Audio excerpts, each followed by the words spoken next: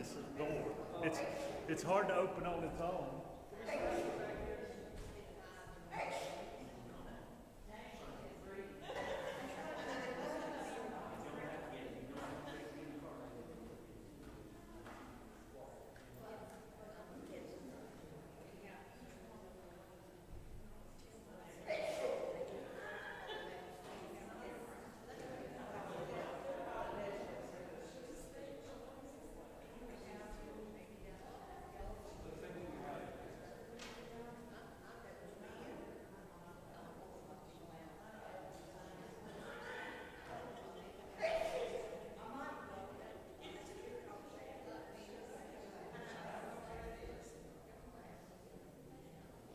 I got it.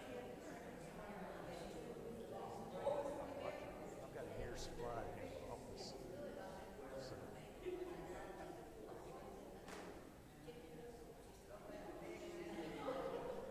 Understand. All right. Well, I'm on there. But you know, one Sunday, seriously, I turned around from doing the Apostles' Creed, and that little trap door was not in. And I turned around, and I looked down, and the batteries were on. So while we were singing, I picked them up and put them in there. All right, I've got time for us to get started. I appreciate you braving the elements and being here tonight. I figured that we were going to probably be down some tonight because of the weather, but I appreciate so much your being here and being a part of that. Announcements: this Sunday we'll have our Super Bowl on Super Bowl Sunday, so bring some canned soup that we will use to restock the food pantry, and also then stay and eat some soup. I think Alice has already got all the people contacted that she needs to bring soup, so if she hadn't contacted you, don't worry about that. Just bring some cans of soup and then stay and eat with us. We'll have a good time of food and fellowship related to that. Next Tuesday is Valentine's Day, and our SALT group, Senior Adults Laughing Together, is going to go to McLean's for lunch next Tuesday. So we are taking the bus. If you'd like to ride the bus is leaving at 10:30, headed that way. If you want to meet us there, you can do that. First 15 that sign up get to ride the bus. And so there's a sign-up sheet back here on the bulletin board by the office. I am the bus driver, and so because I am the bus driver, then what do you know? We will leave at 10:30, whether you are on the bus or not. We will leave at 10:30. So it does not mean show up at 10:30. It means the wheels on the bus go round and round at 10:30. So be here and be a part of that. We'll continue in our sermon series from Joseph this Sunday. We'll pick up really where we left off this past Sunday in Genesis 37. And so invite you to go ahead and read ahead in terms of that. Prayer concerns that we have.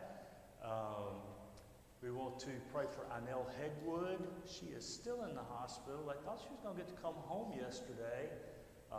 And so when I checked, I saw her the other day up there, and then when I checked with Pam just to make sure she made it home, they decided to keep her a little bit longer and run some more tests on her. So, yes, she has COPD, and so she had some other issues and all related to that. So I want to be in prayer for her.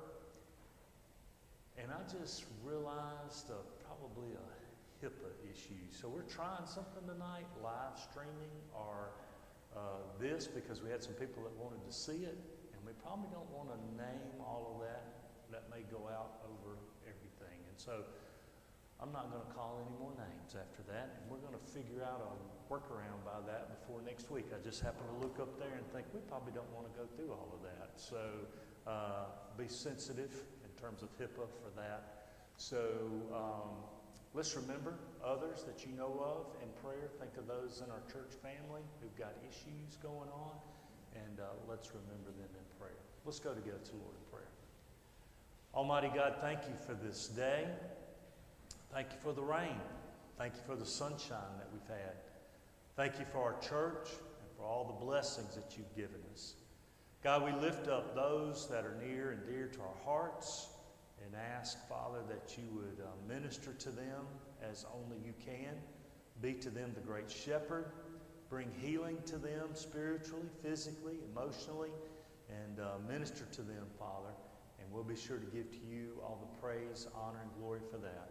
Lord, it's in Jesus' name we pray. Amen. All right. Does everybody have a copy of the Bible study guide? Get that? I'll be right back.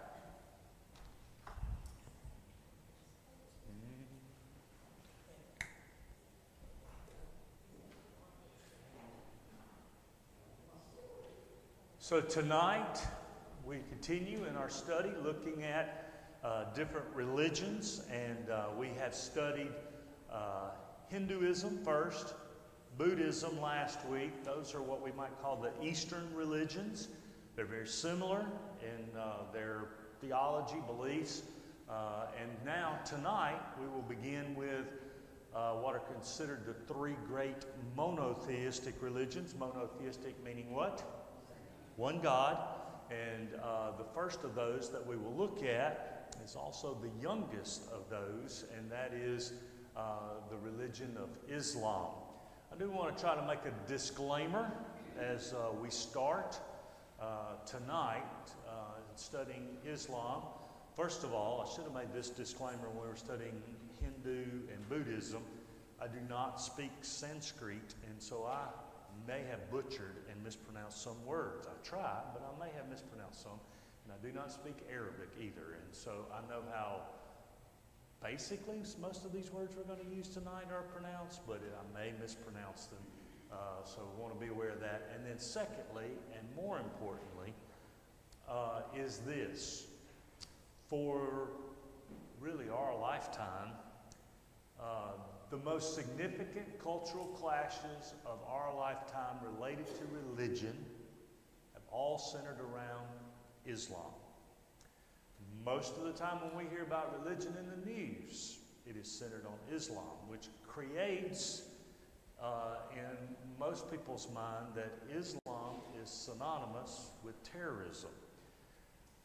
There's certainly an aspect of that, but I don't want to dwell on that as we talk about studying a religion. We're going to study the religion.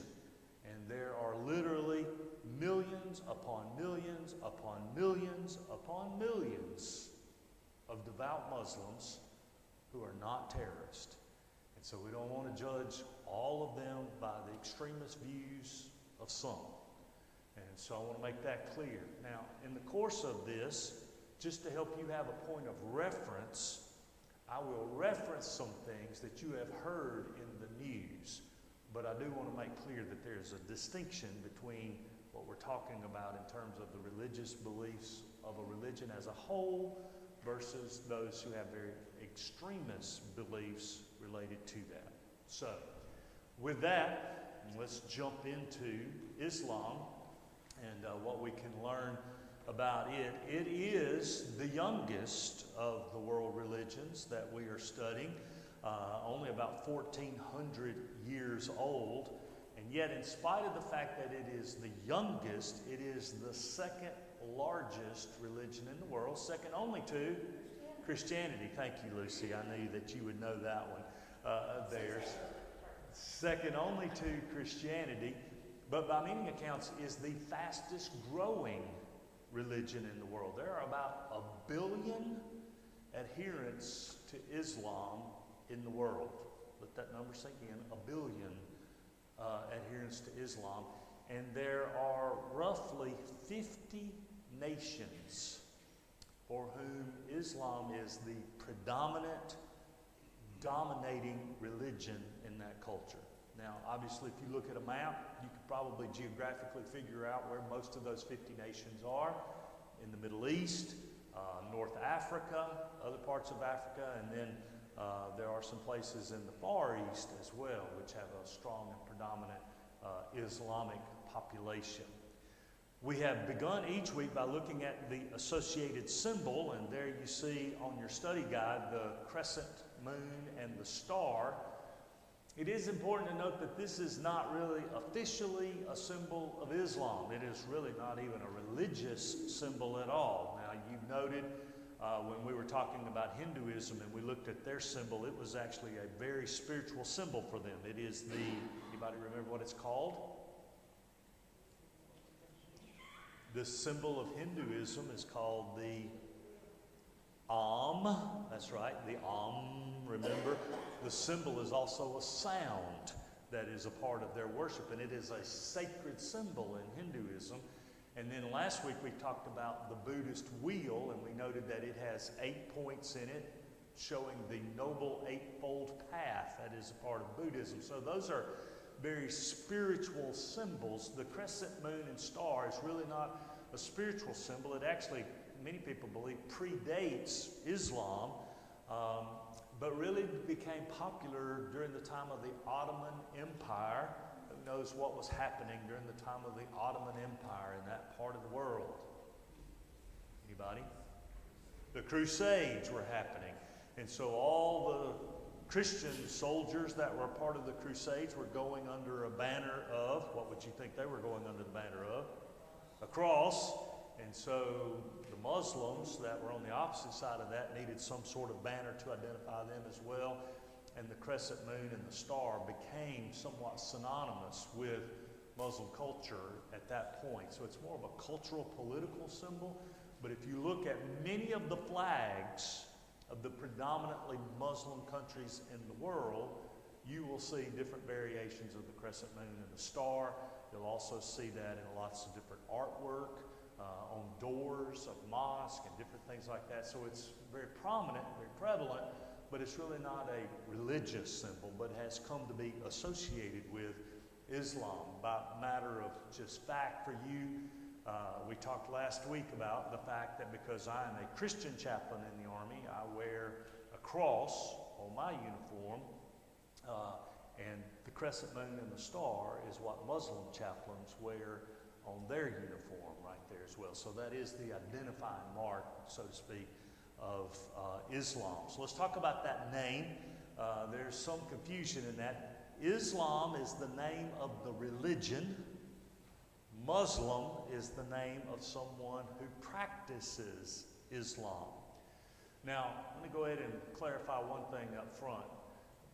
I guess because of the Anglicization of many words from Arabic to English, you will sometimes see differing spellings of different things. So Muslim with a U is sometimes spelled Muslim with an O. Have you ever seen that before? It can be spelled either way. Same thing. Muhammad with a U is also Muhammad with an O. It's the same person. Quran, you may see sometimes spelled with a Q, also spelled with a K.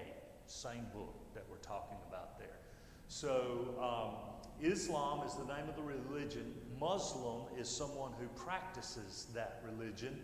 And they really derive from this word SLM that you see there, which in the Arabic would be that way, minus the vowels of English, is salam, which means peace. It's a common greeting in the Arab world that they greet one another by saying salam alaikum, which means peace be unto you. And so there's this idea that it means peace, but it has a deeper meaning of submission. And so the idea is that Islam and Muslim, you'll see the SLM in both of those words, is related to peace through submission to Allah. Peace through submission to Allah. And so a Muslim is one who practices Islam to find peace through submission to Allah. You'll notice also that there is a strong similarity. If you know much about Hebrew, you probably have all heard the phrase shalom, which means peace in Hebrew, is very similar to salam, which is the word for peace in Arabic. There's a lot of similarities between those languages, which is somewhat understandable. Why? Because they came from the same part of the world right there. They're very close geographically, and so there is that aspect of that. So let's talk about the history of the faith. Like Buddhism, Islam traces its beginning to one person who is the founder of that particular religion. Of course, we're going to talk about some other religions that have one person as the founder that you may be a little bit more familiar with. But Muhammad Abdallah was born into an aristocratic family about the year AD 570, which is about 600 years after Jesus walked on this earth. But he was born into a life of trials. Before he was actually born, his father died. And then shortly after he was born, his mother died. And so he went to live with his grandfather, and then his grandfather died. So he ultimately went to live with an uncle who raised Muhammad Abdallah. And his uncle was from an aristocratic family that had a good reputation there in the city of Mecca, where he was born and where he was raised. And Mecca is in modern day, anybody know? What? Saudi Arabia. Mecca is in modern day Saudi Arabia.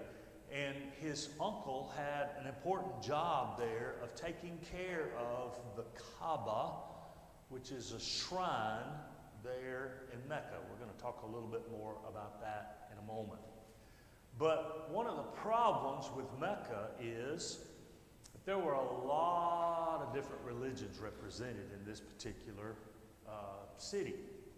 There were, at this time, Jews and Christians, Jewish and Christian communities there in Mecca. But there were also all of these other deities. It became a place of worship for about 360 different deities. And they had idols to all of them, and people would come from all over the world. Mecca was a huge trading place, and so people would come from all over, and they would go to these little temples and all. They would go around the Kaaba there, and they would worship their idols there, and that was a huge part of the commerce of the city of Mecca. Well, as he grew older, Muhammad became really disturbed with all of this worship of all of these different idols and all of these different religious groups that were coming in there to Mecca. And so he would go off by himself. He didn't like all that he was seeing in Mecca, and so he would go off by himself and found a cave outside of Mecca, and he would go and meditate there and try to just clear his mind, if you will. And on one occasion, while he was there, he had a vision, which he later said was the angel Gabriel came to him, and Gabriel gave him a scroll that he wanted him to read. But because Muhammad had been raised by his uncle who did not have a lot of money, he had not had the opportunity to be educated, and so he could not read nor write. And so he told Gabriel, I can't read it. And so Gabriel pressed the scroll on his chest so hard that when Muhammad finally came out of this meditative state that he was in, he said that the words were actually written on his heart. And over the period of a couple of years, Muhammad said he had many visions where Gabriel came to him and shared with him a message from Allah. And he began to share these messages with a small group of people. Now, he couldn't write them down because he could not read nor write. And so he recited what Gabriel told him to the people who were his followers, and they wrote it down.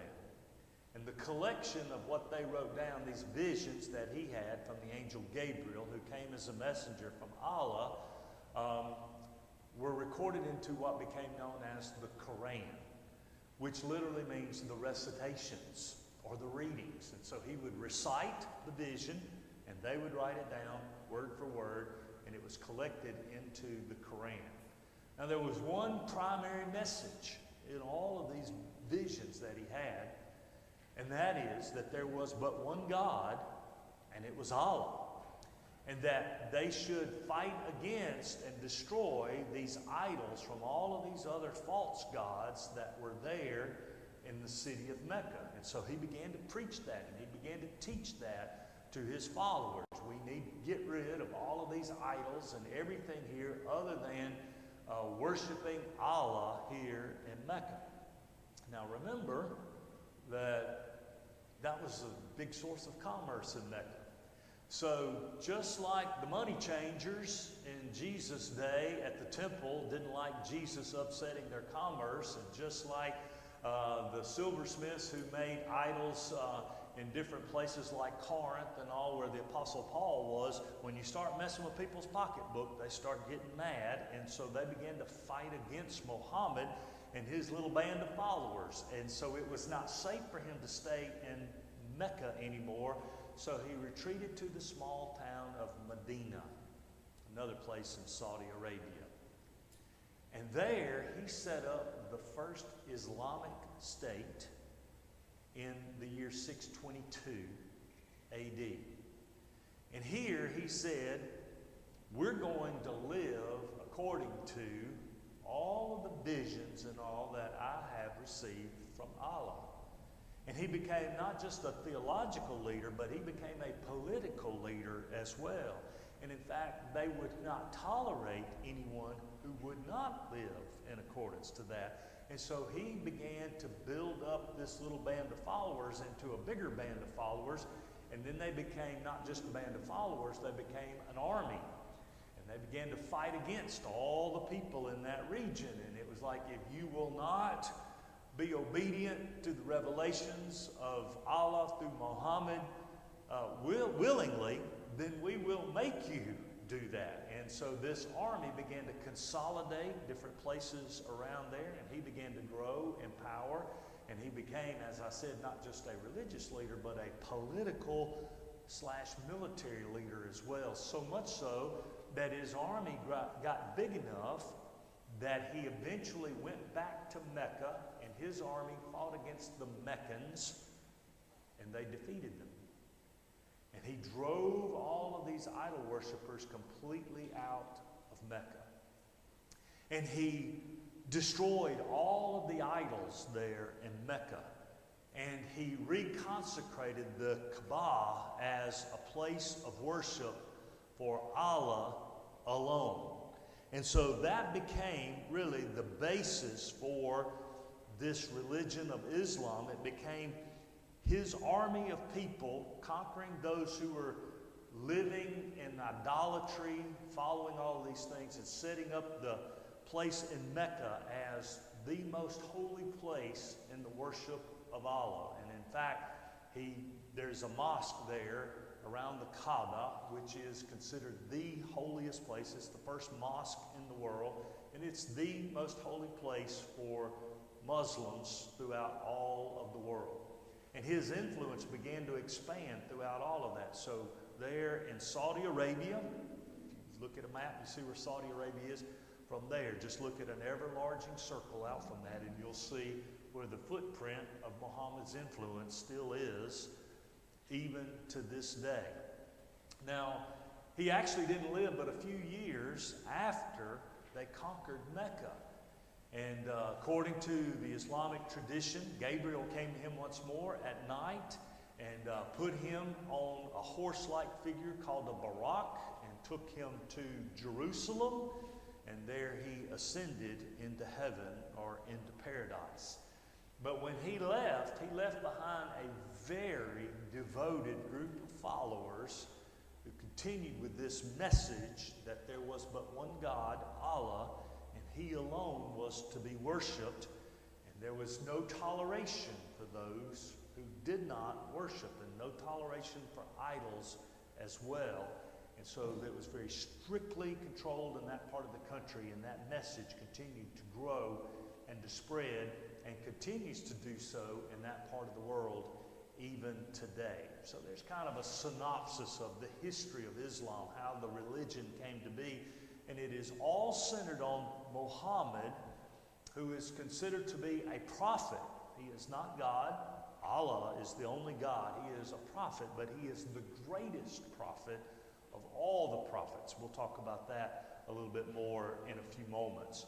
So they consider when he went to Medina and set up an Islamic state in the year 622 as being the most important thing in their history. And so it is referred to as the Hegira, and it is held in such high regard that it is the beginning of the Islamic calendar.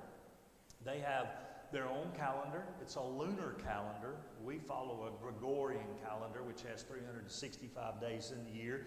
Theirs only has 354 days in the year. So they kind of live in a dual world, because to do business with all of us, they have to still understand, that it is February of 2023. But in terms of their religion, as of July of last year, 2022, on our Gregorian calendar, on the Islamic calendar, it was the year 1444 AH, that is after Hegira, after Muhammad set up the first Islamic state. Now, there are 5 pillars of Islam. Pillars as in holding it up, not pillars as in a southern boy trying to talk about what you sleep on. 5 pillars of Islam. And these are more than just suggestions. These are, if you want to be a devout Muslim, you will practice these things. You will follow these things. This is the way that you become a Muslim and the way that you find your way into paradise. And so the first is their declaration of faith. This is said every single day. They publicly recite this. There is no God but Allah, and Muhammad is his messenger. You must believe that, not just say it. You must believe that, but that is something that they repeat often. They repeat it in their worship. They repeat it in their greetings. They repeat it over and over again. There is no God but Allah, and Muhammad is his messenger. And so by that declaration of faith, you become a practicing Muslim. But then beyond that, there are these other pillars, these things that they do. One is their prayers. Devout Muslims are called to pray 5 times a day, always kneeling toward Mecca. And so, have any of you ever been anywhere where you have seen that, where you've seen them practice that? So, all right, where have you been?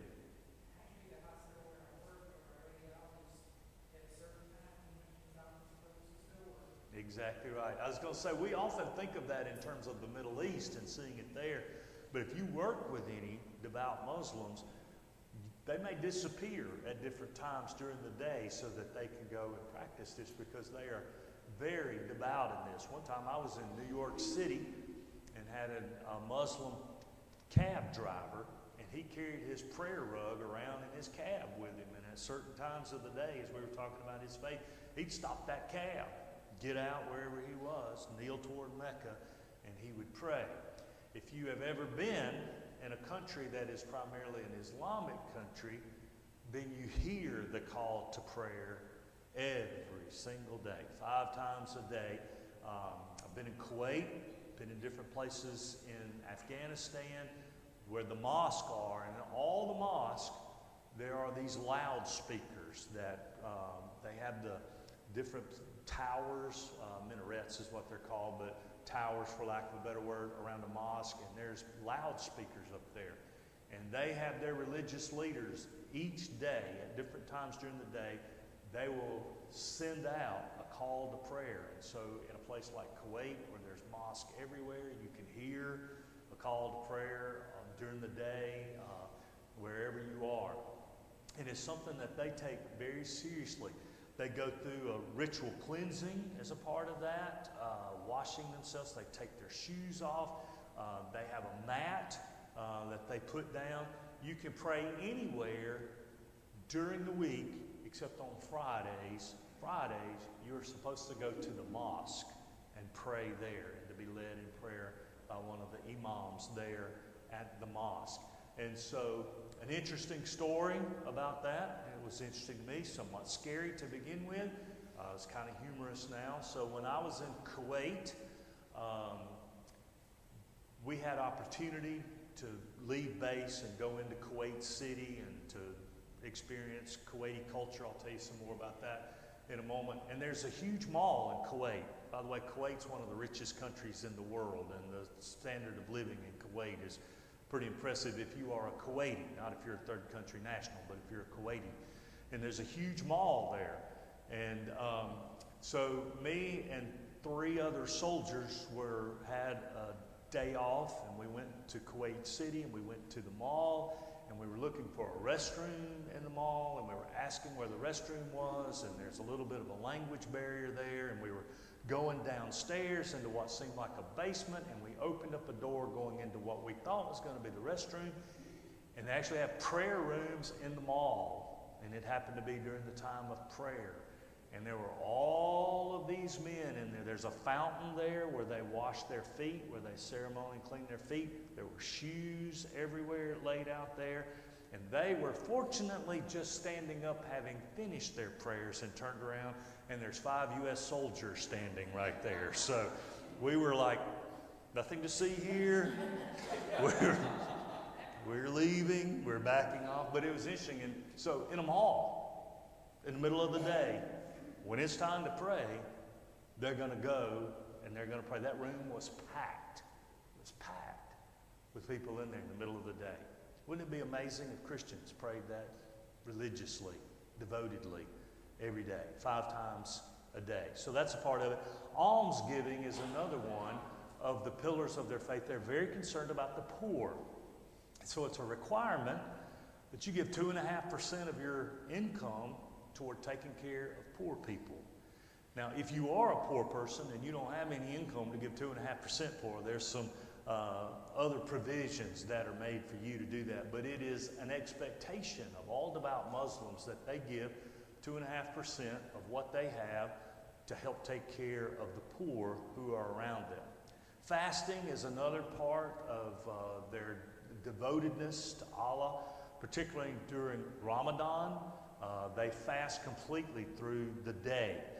They can only eat from sunset to sunrise. It's the only time they can eat. Not just fasting from eating, though. They fast from sex, from eating, from drinking, from anything during that period of time as a way of showing their devotion to Allah. And then a Hajj, or a pilgrimage. At least once in their lives, all Muslims should go and make a pilgrimage to Mecca in order to worship Allah. Again, if you are physically unable to go, they have some other provisions where you can send somebody in your place, where you can do some other things in order to do that. But it is an amazing sight. So Mecca is where? Saudi Arabia, just making sure you're still awake. So every year, I want you to picture this, literally millions of people from all over the world descend on Saudi Arabia to make this pilgrimage there to see. In Kuwait, you can see at that time of the year, everybody moving that way and going there to the pilgrimage. And they go to the place where the Kaaba is and make a pilgrimage there. I'm going to pass this picture around, but I'm going to hold it up first just so you can get an idea. So this is the Kaaba right here in the center. It is in the middle of this courtyard. This is a mosque around it.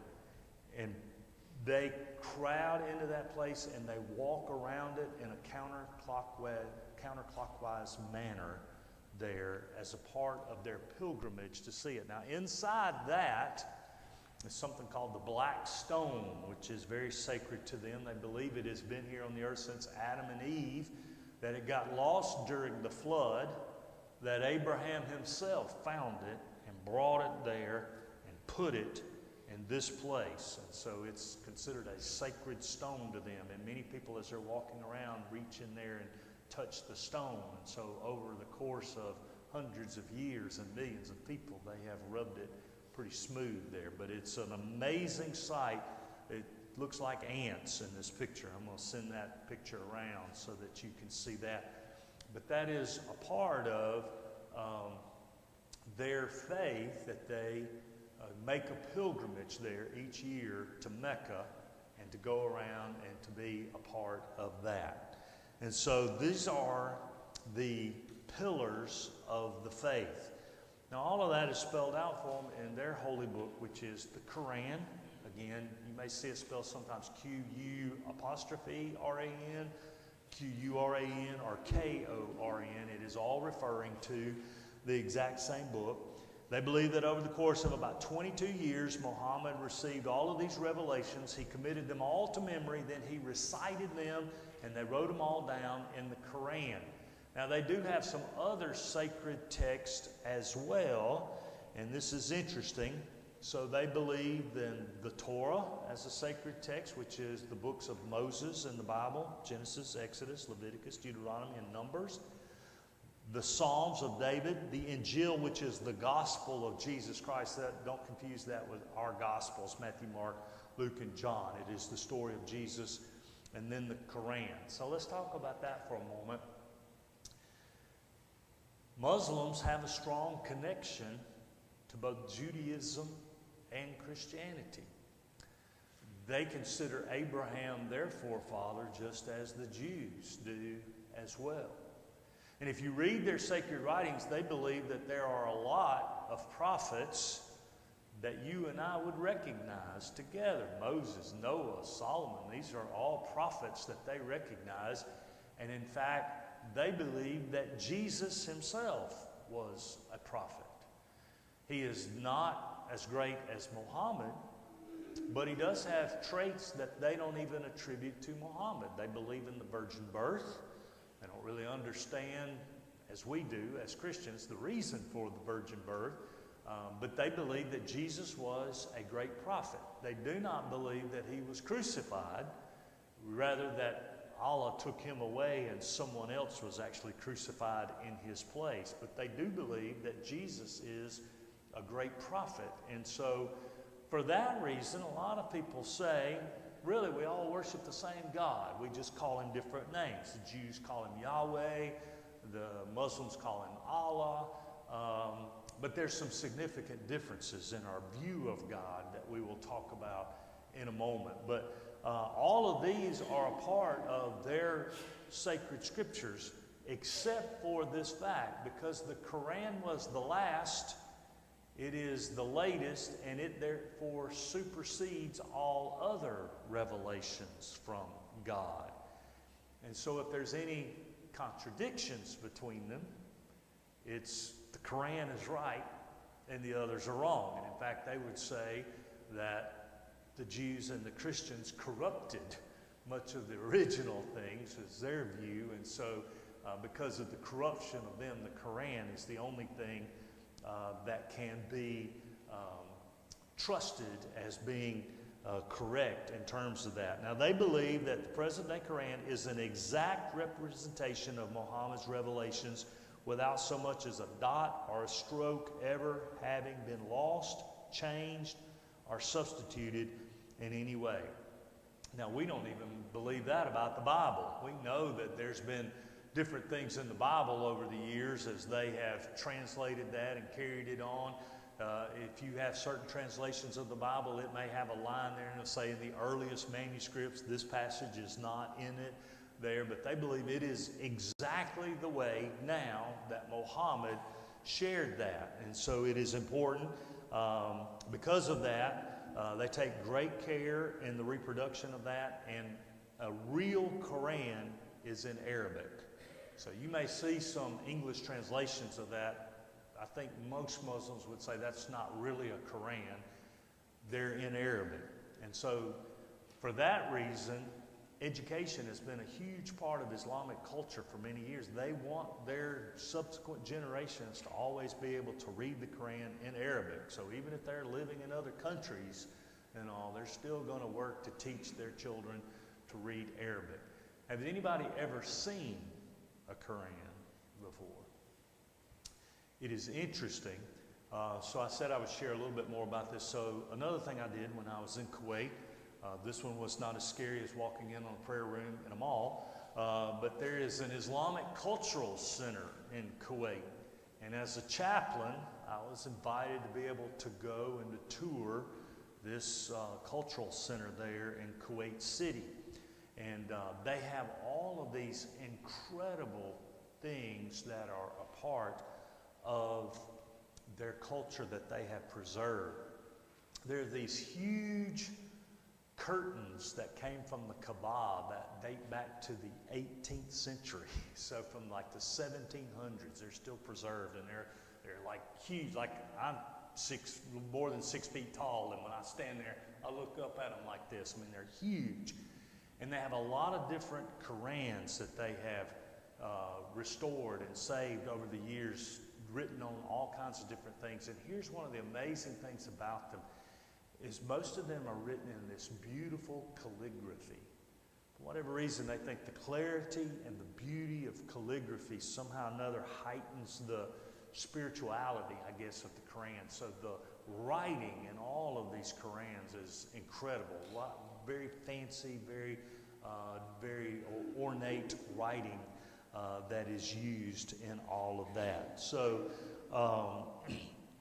so the teachings of the Quran form a system of laws and morality that you might have heard of before. And here's one of those places where we're going to kind of have an intersection of politics and religion there. Sharia is the concept of the laws and standards of morality that come forth from the Quran and the teachings of Muhammad. So we've had some conflict in that because those who are strict adherents of that believe in following Sharia law, and other people who are not necessarily Muslims but living in the same community with them say, that may be your law, but that's not my law. So just to give you a generic example there of just kind of seeing the culture clash that can come from that, one of their laws is that there's certain parts of a woman's body that should not be seen by anybody but her husband. Modesty is a huge part of Islamic faith. We're going to talk about that in a moment. And there are some very strict punishments for doing so. So if you want to kind of understand some of the tension between the east of the Islamic faith, where it is so prevalent, and more Western societies, Europe and the United States, just take that one area. In America, in Europe, are there ever any instances where women did not necessarily show a lot of modesty and they may show a lot of skin in different places? Have any of y'all ever noticed that in our culture? Maybe. If not, your head's been in the sand for a long time. Yes, obviously.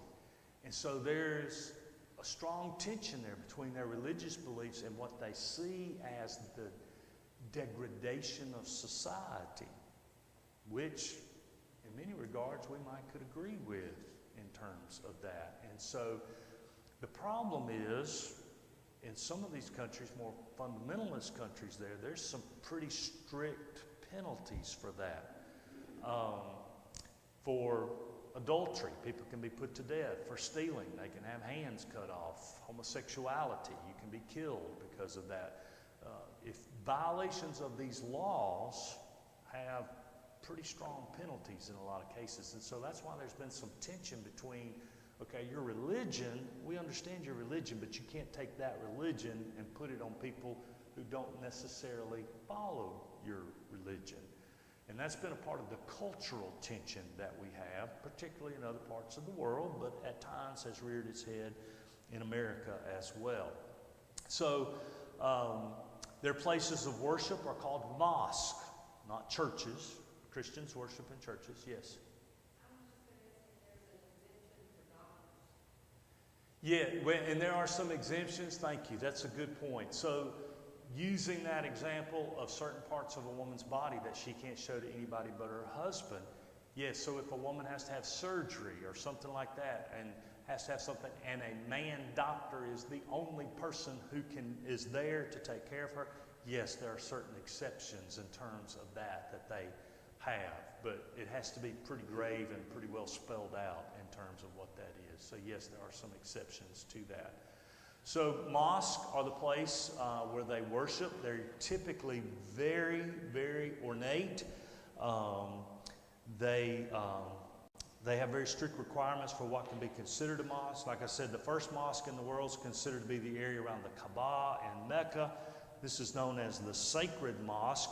Their second most holy spot, again a source of tension, is on the Temple Mount in what city?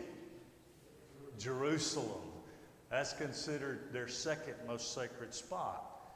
And they have a place there called the Noble Sanctuary, which is has created tension between Jews and Islams for a long time there in that particular area. So they often have a very elaborate domes, minarets, prayer halls. This is a place where they come together for their prayers. But this is important. It is also a place for their Islamic education and cultural center. So part of the problems that we've had in the United States, what happens at a lot of particular mosques that may be really fundamentalist in terms of their interpretation of Islamic faith is the indoctrination of others into that particular style of militant Islamicism. So that's been something that we've seen in the news before. But again, that's not all of them. I don't want to create that picture. I'm just saying that's a place that's very important in the Islamic faith where they go to really be trained in the same way that we come to a church to be trained. But it kind of depends on who your preacher is as to what kind of training you're getting, right? Can we agree with that? And so the same is true in the Islamic faith as well in terms of that. There are no shoes allowed inside a mosque. Before their prayers, they have to clean themselves. They leave their shoes outside. All of their dress has to portray modesty. We're going to talk about that a little bit more in just a moment. Imam is the leader of the mosque typically, and he would lead in the prayers and in the teaching there that they have. There are some mosques that allow non-Muslims to enter, but most do not. And so you don't want to just go walking into a mosque and say, hey, I want to look around and see what's here.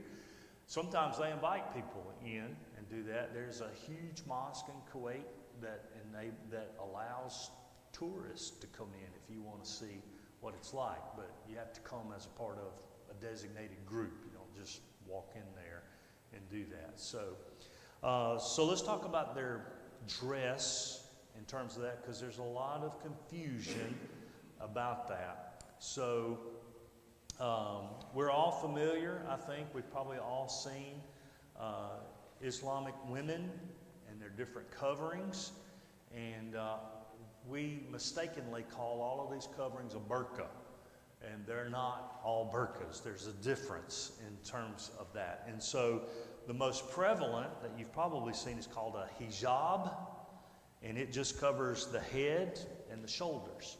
There's a Muslim lady in my neighborhood that I see all the time driving her car. I don't know who she is. I'm not exactly sure where she lives, but we apparently leave for work at about the same time several days. And I can see her in her car wearing a hijab. It's just a covering over her head and her shoulders there. This is the most common type of dress that Muslim women have to wear in order to show modesty.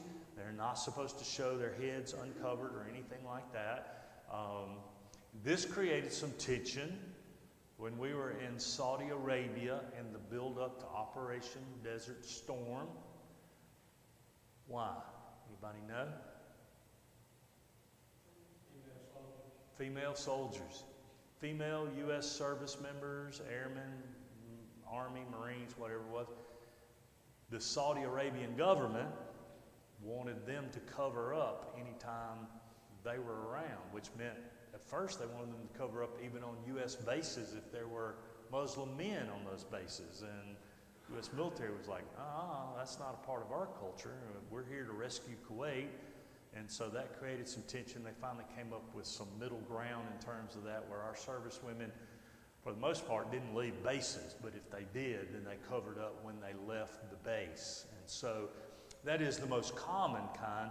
The burqa covers everything, even covers the eyes. There's like a veil there that they can see through, and you can't tell anything at all about the woman. This is most prevalent in countries with a real fundamentalist Islamic bent, like the Taliban is present, such as Afghanistan. You see women in Afghanistan wearing a burqa. You can't tell anything about them. You can't even see their eyes because their eyes are hidden behind that veil.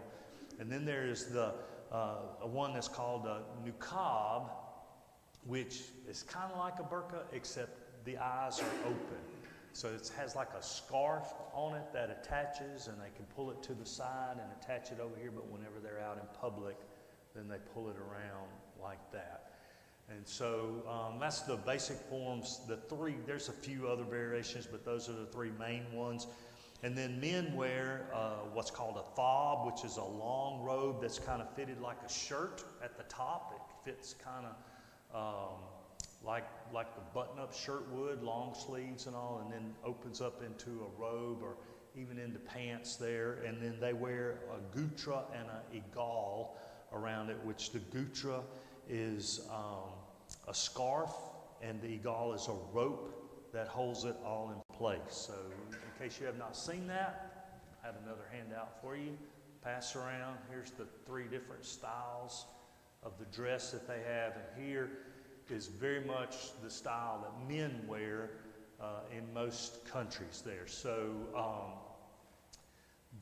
if you've ever been, again I say Kuwait because I got to go out more in Kuwait, like all the men in Kuwait wear that white thobe there, and they have that covering on their head.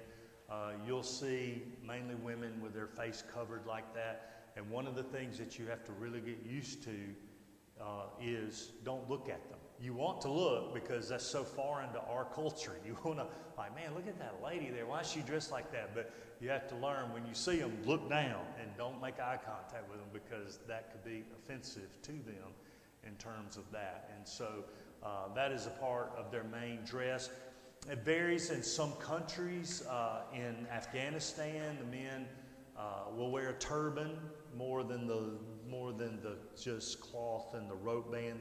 They can often wear something like that. Their children wear like a little square hat almost, boys do. And they wear not necessarily the same type of thing in Afghanistan.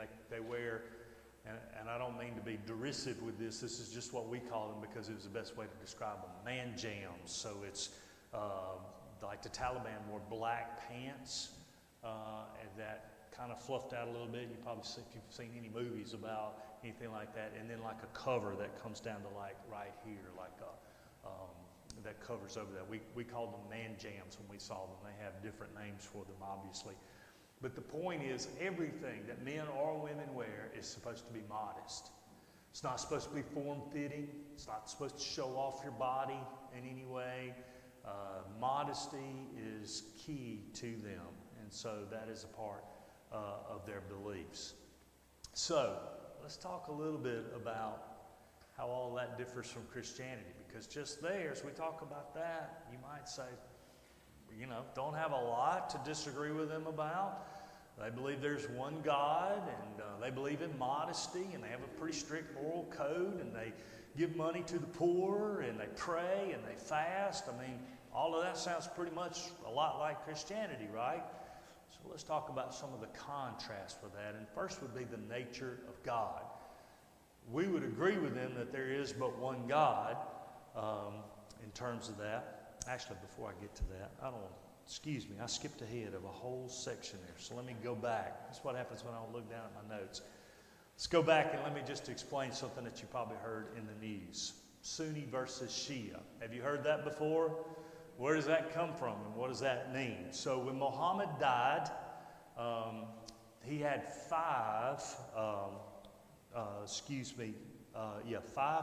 four caliphs that were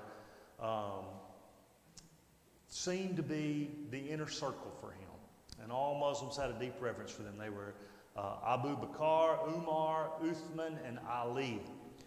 But just like often happens, when the strong leader dies and there's a group of people that want to take over, there can be some tensions in terms of that. So there was one group of people that thought Ali, who is his blood relative, should have been the natural successor to Muhammad as the leader of the Islams. And they felt like a blood relative needed to do that, that it needed to come from the bloodline. And they believed that religious leaders should be political leaders as well. And that group became known as the Shia Muslims.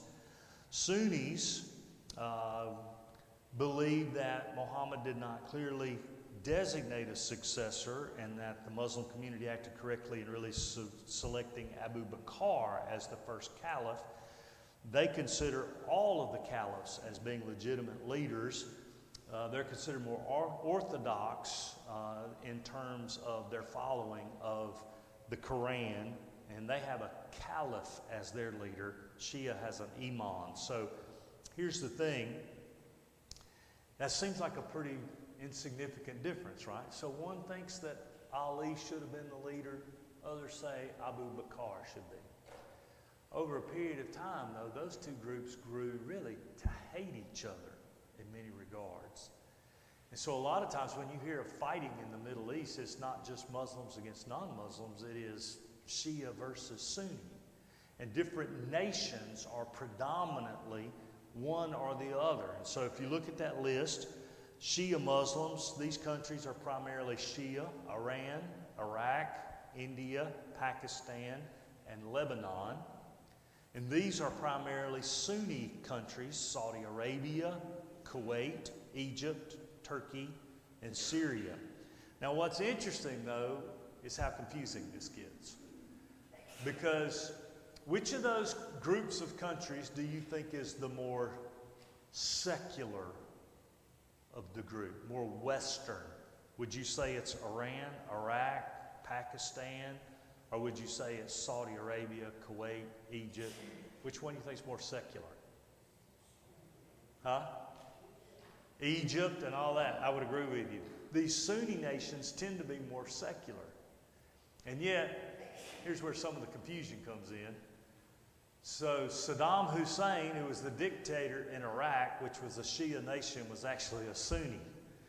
And he oppressed the Shias in there for the whole time that he was in. And in fact, that was one of the problems that America did not really anticipate when they went there, was how much they would want to fight against each other once he was gone.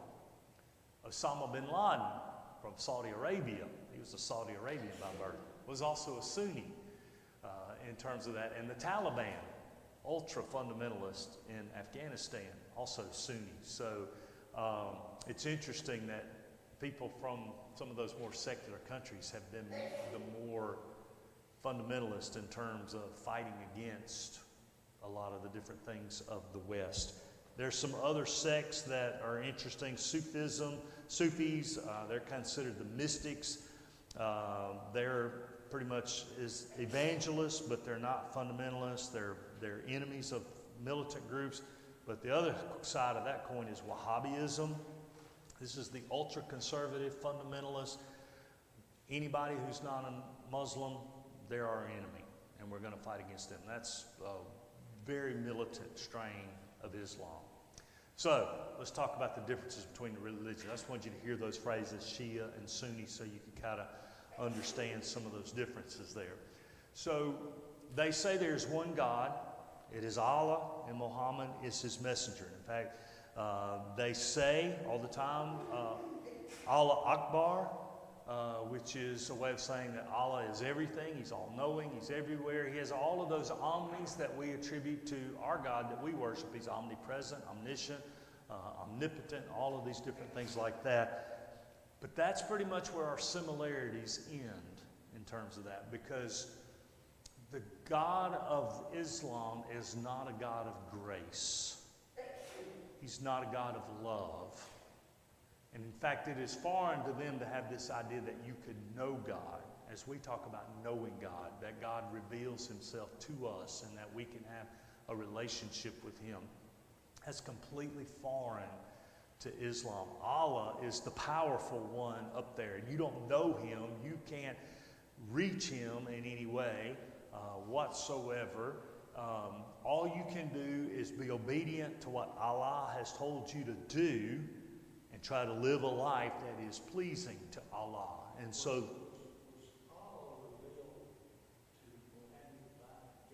that's what he says, yes. Gabriel brought a message from Allah.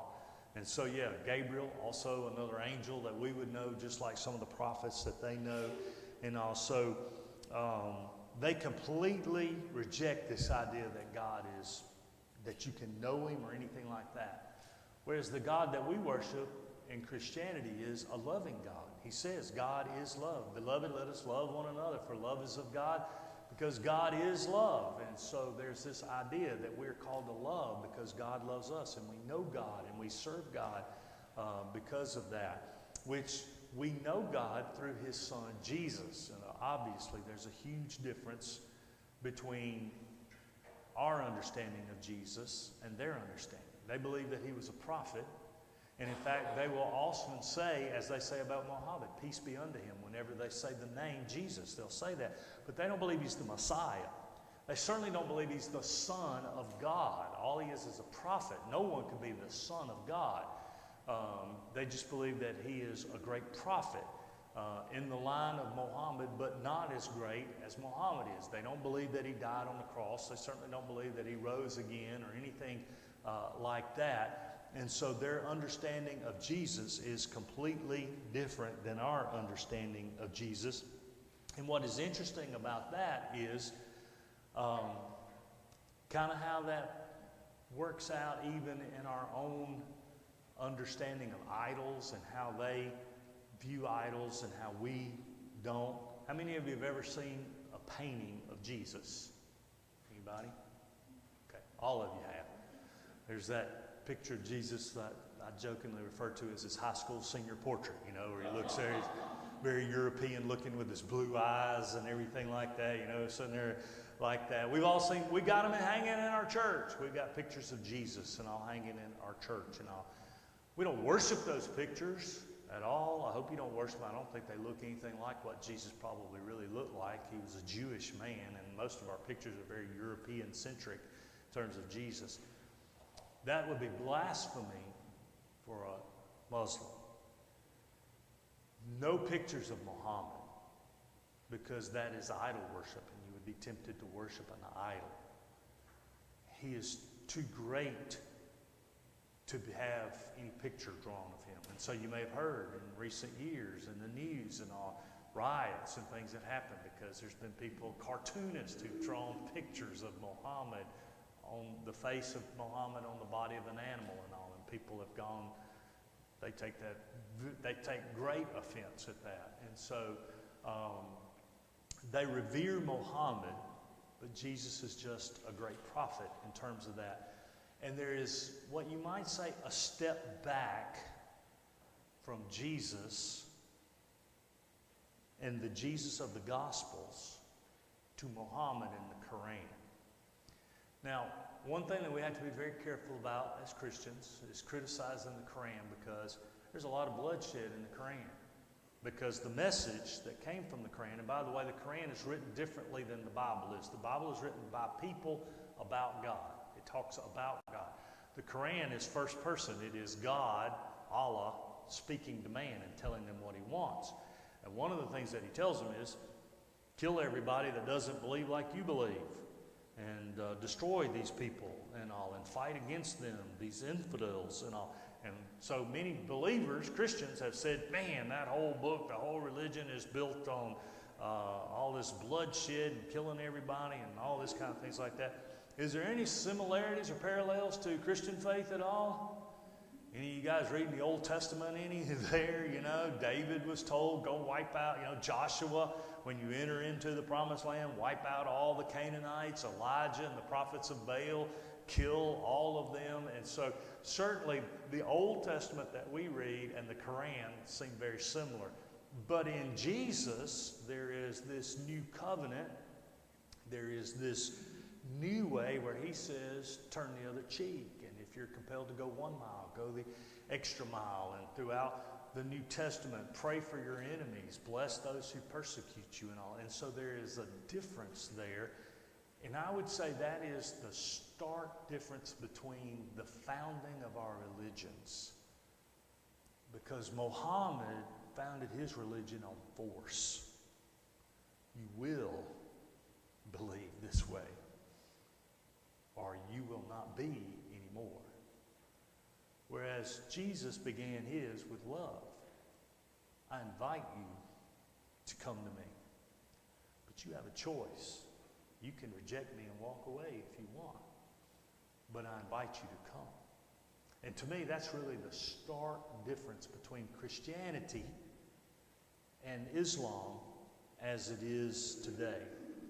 And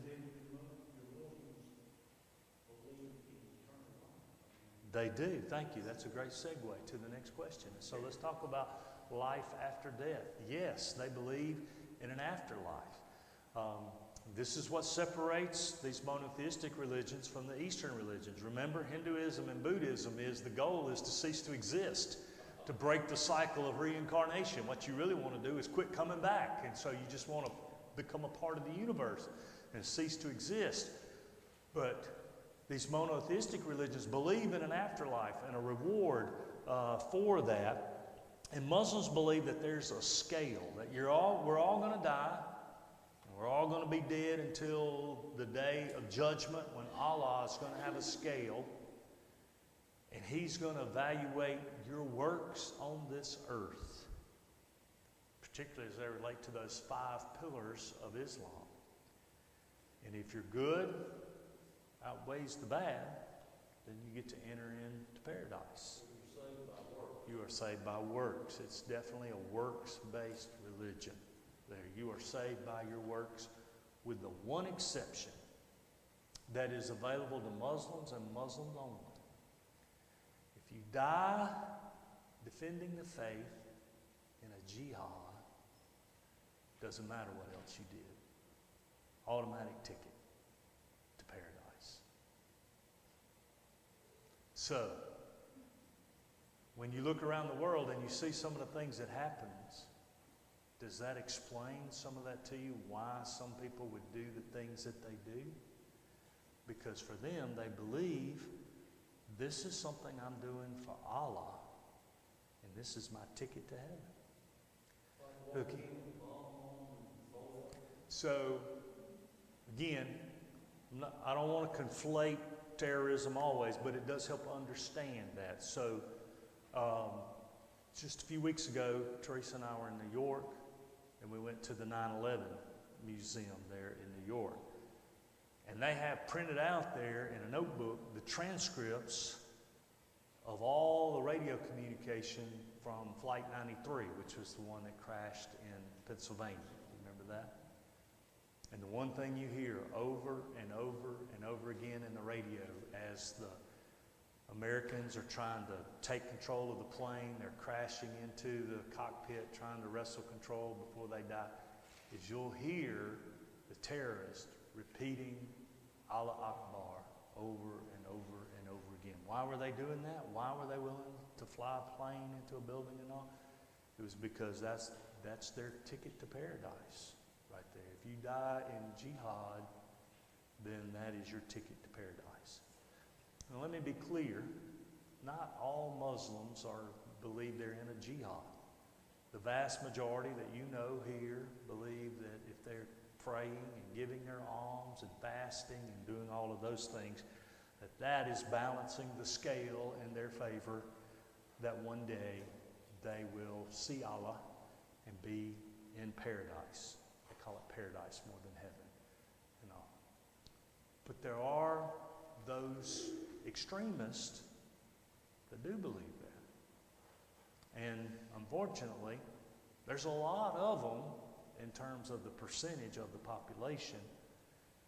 And that's why that colors so much of our view worldwide of who they are because of that. But I want to tell you, I want to end with this one beautiful scene, and I'm sorry I've gone long tonight. It's one beautiful scene at the chaplain school in South Carolina when I was there. 2 of the cadre was a Jewish chaplain and a Muslim chaplain. And they were the best friends on that cadre.